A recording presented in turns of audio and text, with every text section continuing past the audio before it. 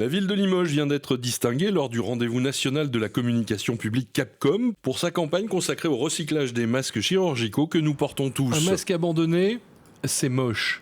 Il lui faudrait 450 ans pour se recycler. Le jeter à la poubelle, c'est un début, mais on peut faire mieux. Oh oui.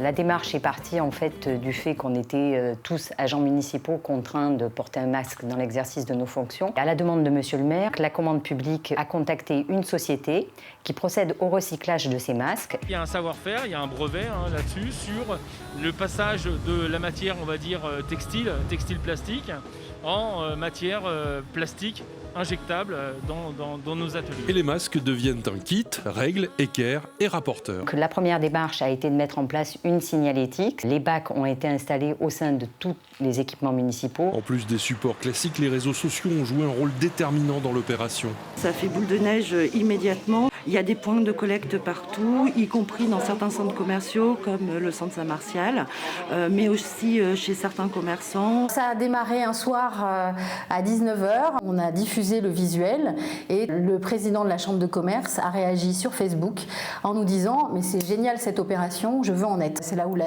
l'opération de communication fonctionne bien parce qu'on arrive à embarquer avec nous un nombre maximum de partenaires. En plus des supports de communication de la ville, affichage, magazine mensuel, télévision locale, l'initiative a bénéficié d'une bonne couverture presse, journaux, radio et télé. C'est un succès, il faut continuer. Il faut que nous ayons collecté 500 000 masques au total. Nous en sommes à 300 000 masques collectés qui nous permettent déjà de distribuer 6 000 kits. Et c'est un cercle vertueux et qui fonctionne en tâche d'huile et en réseau.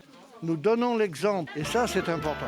Initialement, 90 points de collecte étaient prévus. Grâce à la dynamique engagée et aux partenaires, il y a aujourd'hui plus de 200 points de collecte en ville.